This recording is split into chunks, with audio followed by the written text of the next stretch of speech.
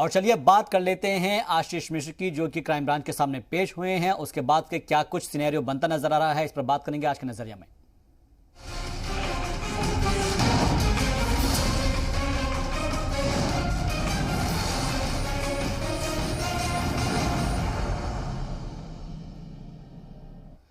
तो लखीमपुर तशद्दुद मामले में अहम मुलजिम आशीष मिश्र के करीबी अंकित दास के ड्राइवर को पुलिस ने हिरासत में लिया है और लखीमपुर लेकर जा रही है।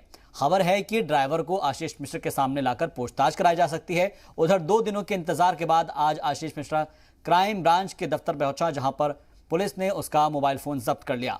हालांकि इस दौरान आशीष अपने दिफा में कुछ वीडियो लेकर क्राइम ब्रांच को दिखाता नजर आया। इस दौरान खबर है कि मरकजी वजीर अजय मिश्र अपने हामियों के साथ मीटिंग कर अपनी ताकत का मुजाहरा कर रहे हैं, तो दूसरी जानिब उनके बेटे आशीष मिश्र के हामियों ने लखीमपुर में बीजेपी के दफ्तर में जमकर हंगामा और नारेबाजी की। समाजवादी पार्टी के सदर अखिलेश यादव ने इल्जाम लगाया है कि बीजेपी सरकार पहले किसान और अब आइन को कुचलने की तैयारी कर रही है। यूपी में कानून का राज खत्म होता जा रहा है।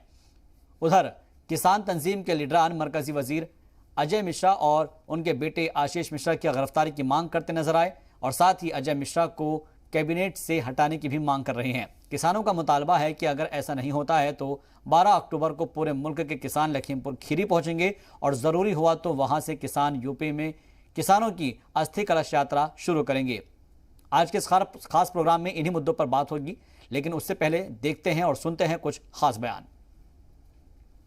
और संयुक्त मोर्चे की समस्त देश के किसानों की ये डिमांड है, ये समझौते में भी शामिल थी कि मंत्री का इस्तीफा जब तक नहीं होगा, जांच पूर्ण रूप से यहां की सरकारें, पुलिस अधिकारी कर ही नहीं सकती।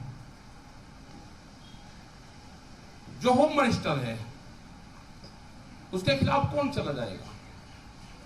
उसका इस्तीफा, उसकी गिरफ्तारी, 120B का दोषी गृह राज्य मंत्री नहीं रह सकता।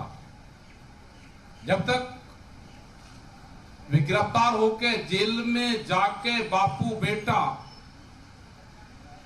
उनका पुलिस प्रशासन रिमांड नहीं लेगा कि उनके गैंग में कौन कौन शामिल थे, जब तक जांच अधूरी रहेगी। ये आंदोलन हमारे चलेंगे और हमारा आंदोलन संघर्ष से समाधान की तरफ जाएगा और जब तक समाधान नहीं होगा, यह आंदोलन जारी रहेगा।